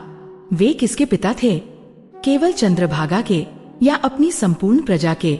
उनके मन में एक बवंडर उठ खड़ा हुआ। उन्हें चंद्रभागा का जन्म याद आया, वह क्षण जब उन्होंने उसे पहली बार अपनी गोद में उठाया था। उन्हें उसका तोतली जबान में पिताजी कहना याद आया। उन्हें वे दिन याद आए जब वह उनकी उंगली पकड़कर अयोध्या के उद्यानों में घूमा करती थी। वे सारे दृश्य, वे सारी स्मृतियां एक साथ उनके मस्तिष्क पर आक्रमण कर रही थीं। उनसे चीख चीख कर कह रही थीं कि एक पिता का सबसे बड़ा धर्म अपनी संतान की रक्षा करना होता है। वे कैसे अपनी आंखों के सामने अपनी बेटी को जलकर मरते हुए देख सकते थे। इससे तो अच्छा था कि वे स्वयं उस लावे में कूद जाए। परंतु तभी उनके मन के दूसरे कोने से उनके राज्य की तस्वीरें उभरने लगी। उन्हें अपनी प्रजा के वे भयभीत, उदास और निराश चेहरे दिखाई दिए। उन्हें वे खाली अन्न भंडार, वे मृत पड़े श्रेष्ठ अश्व और उस मंदिर का टूटा हुआ शिखर दिखाई दिया। उन्हें राजगुरु के वे शब्द याद आए, यह श्राप 100 पीढ़ियों के बाद आपके राज्य को निगल रहा है। उन्हें अपना वह वचन याद आया जो उन्होंने अयोध्या छोड़ने से पहले अपनी प्रजा को दिया था कि वे निवारण लेकर ही लौटेंगे।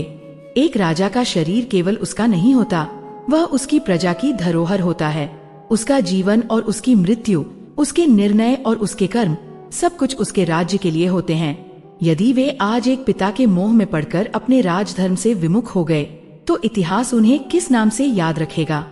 एक भगोड़ा राजा जिसने अपनी लाखों संतानों को बचाने के लिए अपनी एक संतान को नहीं, बल्कि अपने कर्तव्य को त्याग दिया। लावा अब और भी निकट आ गया था। उसकी एक लपट ने चंद्रभागा के वल्कल वस्त्र के छोर को छू लिया और वह सुलगने लगा। राजा की आत्मा कांप उठी। उन्होंने एक निर्णय लिया, वे अपनी पुत्री को नहीं मरने देंगे। राज्य नष्ट होता है तो हो जाए, वंश का अंत होता है तो हो जाए, परंतु वे यह पाप अपने सिर पर नहीं ले सकते। वे जैसे ही अपनी पुत्री की ओर बढ़ने के लिए मुड़े, उन्हें अपनी पुत्री के शांत, तपस्या में लीन मुख पर एक हल्की सी मुस्कान दिखाई दी। ऐसा लगा जैसे वह अपनी अंतरात्मा से कह रही हो, नहीं पिताजी, रुक जाइए, मेरे इस बलिदान को व्यर्थ मत जाने दीजिए। आप एक पिता से पहले एक राजा हैं। राजा वहीं रुक गए। उनकी आंखों से अश्रु की अविरल धारा बह निकली, जो उस मार्ग पर गिरते ही भाप बनकर उड़ रही थी। वे समझ गए कि यह परीक्षा केवल उनकी नहीं, उनकी पुत्री की भी है। चंद्रभागा ने अपना धर्म चुन लिया था, एक पुत्री का धर्म, एक राजकुमारी का धर्म। अब उन्हें अपना धर्म चुनना था, राजधर्म, जो सबसे कठिन है, जो सबसे निर्मम है, जो हृदय पर पत्थर रखकर निभाया जाता है। उन्होंने अंतिम बार अपनी पुत्री के तेजस्वी मुख को देखा, अपनी आंखों में उसके स्वरूप को सदा के लिए अंकित कर लिया। उन्होंने मन ही मन उससे क्षमा मांगी और उसे प्रणाम किया। फिर अपने हृदय से पिता को निकालकर और केवल एक राजा को रखकर वे उस धधकते और जमते हुए मार्ग पर आगे बढ़ गए, देव रहस्य की ओर। उनका हर पग एक यज्ञ था, जिसमें वे अपने पिता हृदय की आहुति दे रहे थे। राजा मुचुकुंद उस सर्पिल संकरे मार्ग पर आगे तो बढ़ गए थे, परंतु उनका शरीर ही आगे बढ़ा था। उनकी आत्मा, उनका हृदय, उनका प्रत्येक विचार पीछे अपनी पुत्री के पास छूट गया था। उनका हर पग, जो उन्हें देव रहस्य के निकट ले जा रहा था, उन्हें अपने पिता होने के सुख से उतना ही दूर धकेल रहा था। उनके कानों में अब न लावा की घुरघुराहट थी, न बर्फीली हवा का सन्नाटा। उन्हें केवल अपनी पुत्री की धीमी होती सांसों की ध्वनि सुनाई दे रही थी, एक ऐसी ध्वनि जिसे केवल एक पिता का हृदय ही सुन सकता है। वे एक राजा के समान चल रहे थे, परंतु एक पिता के समान मर रहे थे। यह कैसा धर्म था जो अपनी ही संतान की चिता पर चलकर निभाया जाता था? यह कैसी विजय थी जिसकी कीमत अपने ही रक्त की आहुति थी? वे उस धर्म संकट के शिखर पर पहुंच चुके थे, एक ऐसा बिंदु जहां तर्क और भावना, कर्तव्य और प्रेम एक दूसरे के सामने नंगी तलवारें लिए खड़े थे। एक ओर उनका पितृधर्म था, जो प्रकृति का सबसे आदिम और पवित्र नियम है। एक पिता का अस्तित्व ही अपनी संतान की रक्षा के लिए होता है। उस धर्म से विमुख होना प्रकृति के विधान के विरुद्ध जाना था, अपनी आत्मा के एक अंश की हत्या करने के समान था। और दूसरी ओर उनका राजधर्म था, जो लाखों निर्दोष प्राणियों के प्रति उनके उत्तरदायित्व का नाम था। उन्होंने उस सिंहासन की शपथ ली थी, अपनी प्रजा के सुख दुख को अपना सुख दुख मानने का वचन दिया था। उस धर्म से विमुख होना लाखों लोगों के विश्वास की हत्या करने के समान था। उनका मन एक कुरुक्षेत्र बन चुका था, जहां उनके भीतर का पिता और उनके भीतर का राजा एक दूसरे के विरुद्ध युद्ध कर रहे थे, और वे जानते थे कि इस युद्ध में किसी की भी जीत हो, हार अंततः उन्हीं की होनी थी।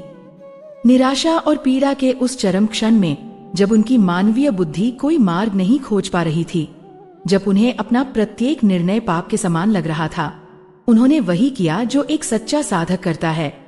उन्होंने अपनी बुद्धि को त्याग कर अपने हृदय की गहराई में आश्रय खोजा। उन्होंने अपनी आंखें बंद कर लीं। बाहर का वह भयावह दृश्य, वह जलती हुई पुत्री, वह खौलता लावा, वह जमा देने वाला हिम, सब कुछ उनकी चेतना से लुप्त हो गया। वे उस अंधकार में उतर गए जो उनके भीतर था, और उसी अंधकार में उन्हें भगवान कुबेर द्वारा दिया गया तीसरा और सबसे महत्वपूर्ण मंत्र स्मरण हुआ, राम रामाय नमः। यह मंत्र उनके मस्तिष्क में किसी विचार की तरह नहीं, बल्कि उनकी आत्मा की एक सहज पुकार के रूप में उदित हुआ। उस क्षण में उन्हें यह बोध हुआ कि कुबेर ने उन्हें यह तीसरा मंत्र क्यों दिया था। पहला मंत्र नमो भगवते वासुदेवाय, परमात्मा से व्यक्तिगत संबंध जोड़ने के लिए था, स्वयं के पात्र को शुद्ध करने के लिए। दूसरा मंत्र महालक्ष्मी च विद्महे, राज्य के भौतिक और सौभाग्य रूपी कल्याण के लिए था, श्री को पुनः स्थापित करने के लिए। परंतु यह तीसरा मंत्र इन दोनों से परे था। ये धर्म के सार के लिए था।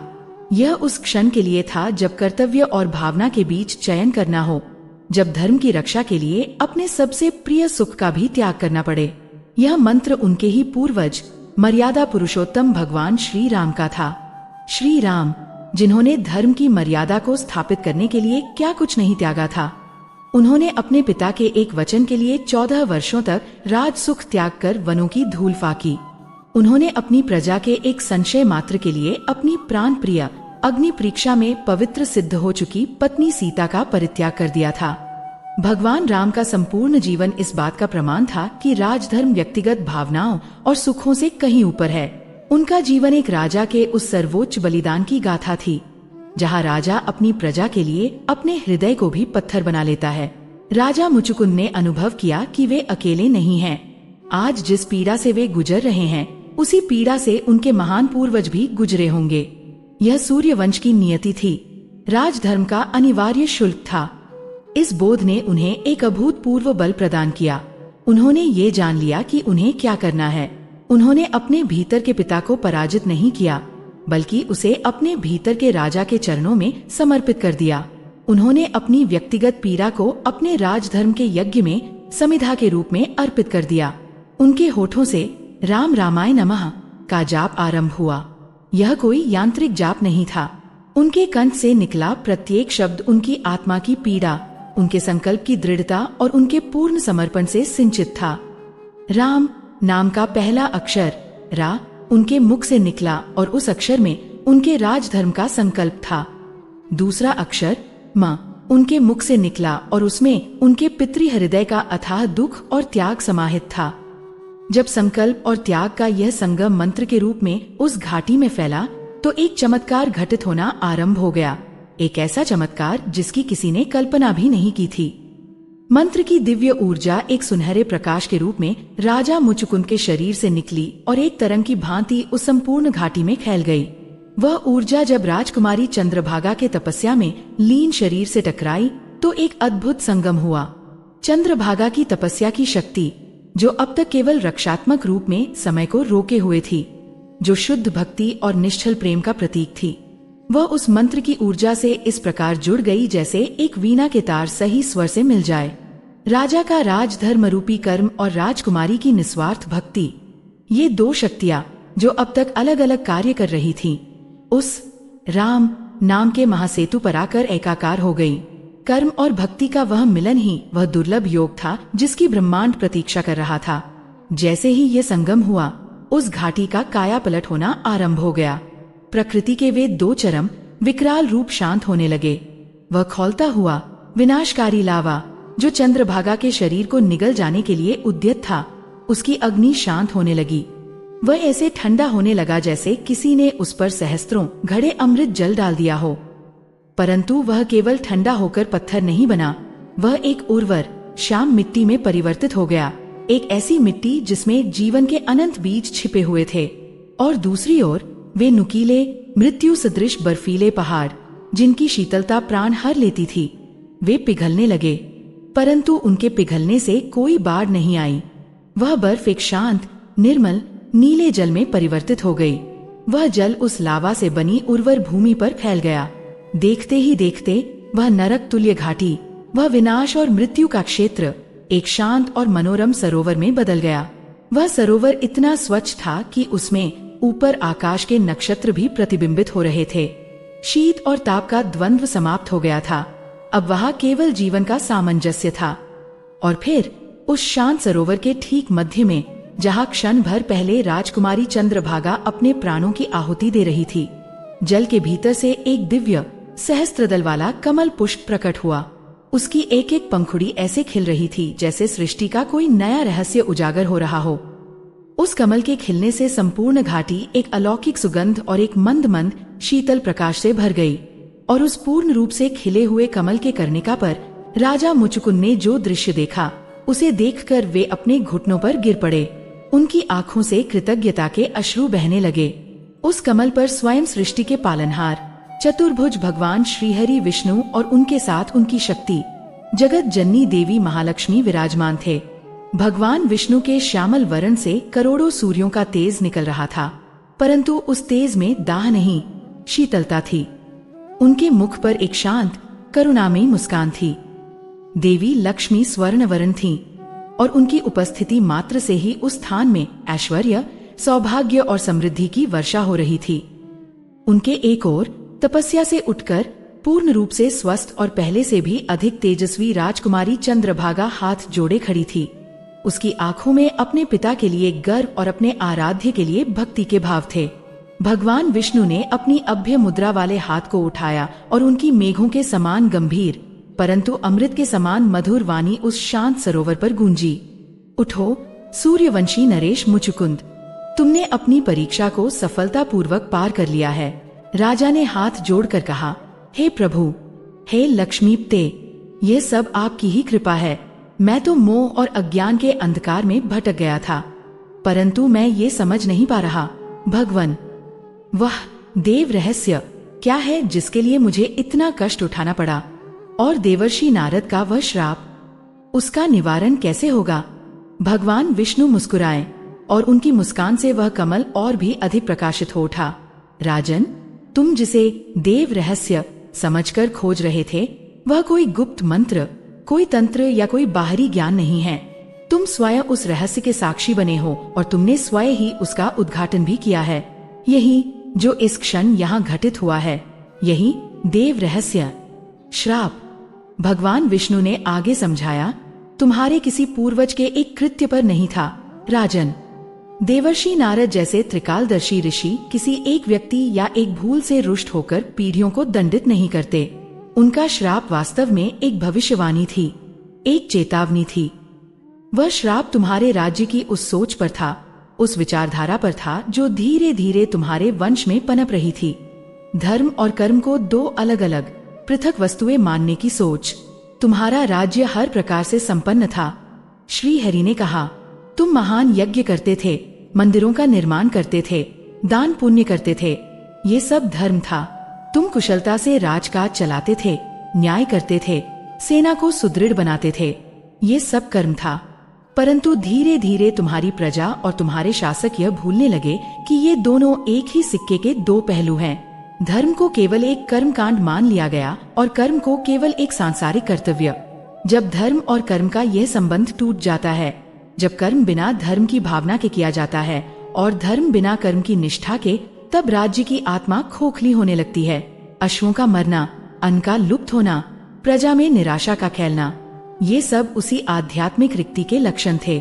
नारद ने उसी रिक्ति के भयावह परिणाम की भविष्यवाणी की थी और इस रहस्य का उद्घाटन भगवान ने चंद्रभागा की ओर संकेत करते हुए कहा, तुम दोनों ने मिलकर किया है। तुम्हारे सामने एक धर्म संकट आया, पुत्री का मोह या प्रजा का कर्तव्य। तुमने अपने व्यक्तिगत सुख और भावना से ऊपर उठकर अपने राजधर्म को चुना। तुमने उस क्षण में अपने कर्म को धर्म से जोड़ दिया। और तुम्हारी पुत्री, उन्होंने चंद्रभागा के सिर पर अपना वरदहस्त रखते हुए कहा, इसने अपने पिता के कर्म को सफल बनाने के लिए निस्वार्थ भाव से अपनी भक्ति और अपने प्राणों को अर्पित कर दिया। इसने अपने धर्म को अपने कर्म से जोड़ दिया। जब तुम्हारा कर्मरूपी त्याग और तुम्हारी पुत्री की भक्ति रूपी तपस्या राम नाम के सेतु पर आकर एक हुए, जब कर्म और भक्ति ने एक दूसरे का आलिंगन किया तब द्वंद्व समाप्त हो गया और अद्वैत प्रकट हुआ। इस घाटी का लावा और बर्फ में बदलना उसी द्वंद्व का प्रतीक था और इसका इस शांत सरोवर में बदलना उसी अद्वैत की, उसी संतुलन की सिद्धि है। जब भक्ति, चंद्रभागा और कर्म, राजा, पूर्ण समर्पण के साथ एक हो जाते हैं तब मैं, नारायण, अपनी शक्ति लक्ष्मी के साथ स्वयं प्रकट होता हूँ। यही परम देव रहस्य है। और रमा एकादशी, भगवान ने अंत में कहा, केवल एक व्रत या उपवास की तिथि नहीं है राजन, यह वर्ष का वह विशेष दिन है जब ब्रह्मांड में कर्म और भक्ति की ऊर्जाओं का संतुलन अपने चरम पर होता है। ये तिथि इसी देव रहस्य का वार्षिक उत्सव है। एक स्मरण है कि जीवन का हर कर्म जब भक्ति से जुड़ जाता है तो वह पूजा बन जाता है और हर भक्ति जब कर्म में उतरती है तो वह सार्थक हो जाती है। राजा मुचुकुंद और राजकुमारी चंद्रभागा दोनों ही भगवान के इस अद्भुत रहस्योद्घाटन को सुनकर स्तब्ध और कृतार्थ थे। उन्हें अब सब कुछ स्पष्ट हो गया था। श्राप किसी व्यक्ति पर नहीं बल्कि एक गलत दृष्टिकोण पर था और उसका निवारण किसी मंत्र तंत्र में नहीं बल्कि कर्म और भक्ति के सही संतुलन में छिपा था। उन्होंने आज केवल अपने राज्य को नहीं बचाया था, उन्होंने धर्म के एक खोए हुए सूत्र को पुनः प्राप्त कर लिया था। परंतु उनके मन में अब भी एक प्रश्न था। देव रहस्य तो प्रकट हो गया, परंतु क्या उस श्राप का, उस नकारात्मक ऊर्जा का प्रभाव उनके राज्य से पूरी तरह समाप्त हो गया था? अब उनकी अयोध्या का क्या होगा? क्या उनके लौटने पर उन्हें वही निराशा और अंधकार मिलेगा या यह दिव्य साक्षात्कार उनकी भूमि का भी काया पलट कर देगा? वे अपने भविष्य की अनिश्चितता के साथ सृष्टि के पालक के उत्तर की प्रतीक्षा कर रहे थे। उस दिव्य सरोवर के मध्य सहस्त्रदल कमल पर विराजमान भगवान विष्णु और देवी लक्ष्मी की उपस्थिति ने समय और स्थान के समस्त बंधनों को समाप्त कर दिया था। राजा मुचुकुंद और राजकुमारी चंद्रभागा उस अलौकिक दृश्य में इस प्रकार लीन थे कि उन्हें अपने अस्तित्व का भी बोध नहीं रहा। देव रहस्य का उद्घाटन किसी ग्रंथ के पन्ने पर लिखे शब्दों की तरह नहीं बल्कि एक जीवंत, स्पंदित होते हुए सत्य के रूप में उनके हृदय में स्थापित हो चुका था। वे अब यह जान गए थे कि सृष्टि का सबसे बड़ा रहस्य किसी बाहरी लोक में नहीं अपितु कर्म और भक्ति के पवित्र संगम में ही छिपा है। राजा मुचुकुंद ने हाथ जोड़कर अपनी वाणी के कंपन को रोकते हुए पूछा, हे दीनानाथ, आपने हमें धर्म का ये गूढ़ मर्म समझाकर कृतार्थ कर दिया। हमारा जीवन धन्य हो गया। परंतु प्रभु, मेरे राज्य का क्या होगा? मेरी प्रजा पर जो अंधकार छाया है वह कैसे मिटेगा? भगवान विष्णु के अधरों पर वही करुणा में मुस्कान तैर गई। उन्होंने कहा, राजन, भविष्य की चिंता मत करो। जिस क्षण तुमने एक पिता के मोह को अपने राजधर्म के यज्ञ में आहत कर दिया, जिस क्षण तुम्हारी पुत्री की निस्वार्थ भक्ति तुम्हारे धर्म संकल्प से एकाकार हो गई, जिस क्षण तुम दोनों की संयुक्त चेतना ने राम नाम का आश्रय लिया, देवर्षि नारद का श्राप उसी क्षण भंग हो गया था। श्राप कोई भौतिक बंधन नहीं है मुचुकुंद, जो समय आने पर टूटेगा। वह चेतना के स्तर पर उत्पन्न हुआ एक असंतुलन था, एक आध्यात्मिक व्याधि थी, और तुमने अपनी भक्ति और अपने कर्म के संतुलन से उस व्याधि का मूल से उपचार कर दिया है। जिस प्रकार सूर्य के उदय होते ही अंधकार का कोई अस्तित्व नहीं रह जाता, उसी प्रकार धर्म के इस सूर्योदय के पश्चात उस श्राप रूपी अंधकार का कोई स्थान शेष नहीं रहा है। देवी लक्ष्मी ने, जिनकी दृष्टि मात्र से सौभाग्य की वर्षा हो जाती थी, अपनी मधुर वाणी में कहा, हे नरेश, तुमने और तुम्हारी पुत्री ने ये सिद्ध कर दिया है कि श्री अर्थात समृद्धि केवल धन धान्य में नहीं अपितु धर्म और कर्तव्य के पालन में निवास करती है। जहाँ धर्म है, जहाँ नारायण है, वहाँ मैं लक्ष्मी स्वतः ही स्थिर हो जाती हूँ। तुम्हारी अयोध्या ने अपना खोया हुआ सौभाग्य पुनः प्राप्त कर लिया है। अब तुम दोनों अपने राज्य लौट जाओ, तुम्हारा मार्ग अब कंटक रहित है। यह कहकर भगवान विष्णु और देवी लक्ष्मी ने अपने दोनों हाथों से उन्हें आशीर्वाद दिया। एक दिव्य प्रकाश पुंज उन दोनों के शरीर से निकलकर राजा और राजकुमारी में समा गया। फिर धीरे धीरे वह कमल, वह सरोवर और वह दिव्य युगल उसी प्रकार उस शांत वातावरण में विलीन हो गए जैसे भोर की पहली किरण में ओस की बूंदें विलीन हो जाती हैं। घाटी अब अपने पूर्व स्वरूप में लौट आई थी, परंतु अब उसमें न कोई भयावहता थी, न कोई द्वंद्व। वहाँ केवल एक गहन शांति और एक पवित्र ऊर्जा व्याप्त थी। पिता और पुत्री ने एक दूसरे को देखा। उनकी आंखों में शब्द नहीं थे, केवल अथाह कृतज्ञता, प्रेम और एक दूसरे के प्रति सम्मान का भाव था। उन्होंने उस पवित्र भूमि को प्रणाम किया और अपने राज्य की ओर वापसी की यात्रा आरंभ की। यह यात्रा उस यात्रा से सर्वथा भिन्न थी जिससे होकर वे यहाँ पहुँचे थे। जिस हिमालय को पार करने में उन्हें महीनों लग गए थे, अब ऐसा प्रतीत हो रहा था जैसे स्वयं पर्वतराज उनके लिए मार्ग बना रहे हों। हिंसक पशु दूर से ही उन्हें देखकर शीश नवाते, कंटीली झाड़ियां उनके आने से पहले ही मार्ग से हट जाती, नदियां शांत होकर उन्हें पार जाने का रास्ता देती। ऐसा लगता था मानो संपूर्ण प्रकृति उस धर्म की विजय का उत्सव मना रही हो। जो यात्रा पीड़ा और अनिश्चितता से भरी थी, वही अब आनंद और विश्वास से परिपूर्ण थी। कुछ ही दिनों में जो असंभव प्रतीत होता था, वे अपनी अयोध्या की सीमाओं पर आ पहुंचे। दूर से ही अयोध्या की ध्वजा को देखकर उनका हृदय धड़क उठा। एक अनजाना भय अब भी उनके मन में था। क्या भगवान के वचन सत्य हुए होंगे, या वहाँ अभी भी वही निराशा और अंधकार उनकी प्रतीक्षा कर रहा होगा? परंतु जैसे ही उन्होंने नगर में प्रवेश किया, उनकी सारी आशंकाएं निर्मूल सिद्ध हो गईं। यह वही अयोध्या थी, परंतु यह वह अयोध्या नहीं थी जिसे वे छोड़कर गए थे। सब कुछ बदल चुका था। यह कोई क्रमिक सुधार नहीं था, यह एक चमत्कारी, एक संपूर्ण कायापलट था। जिन प्रजाजनों के चेहरे वे निराशा, भय और संदेह की गहरी रेखाओं के साथ छोड़ गए थे, उन्हीं चेहरों पर अब एक अलौकिक तेज, एक अदम्य उत्साह और एक गहरी शांति छलक रही थी। लोग एक दूसरे से अकारण ही मुस्कुराकर मिल रहे थे। बाजारों में उत्सव का माहौल था। बच्चे गलियों में निडर होकर खेल रहे थे और स्त्रियां मंगल गीत गा रही थीं। हवा, जो पहले एक भारी, घुटन भरे बोझ के समान लगती थी, अब हल्की, सुगंधित और प्राण ऊर्जा से भरपूर महसूस हो रही थी। वे राजमहल की ओर बढ़े। मार्ग में पड़ने वाले अन्न के विशाल भंडार, जो रहस्यमयी ढंग से खाली हो गए थे और जिन पर निराशा के ताले लटक रहे थे, अब उनके द्वार खुले हुए थे और वे ऊपर तक अन्न की सुनहरी बोरियों से भरे हुए थे। ऐसा लगता था जैसे स्वयं देवी अन्नपूर्णा वहां आकर विराज गई हों।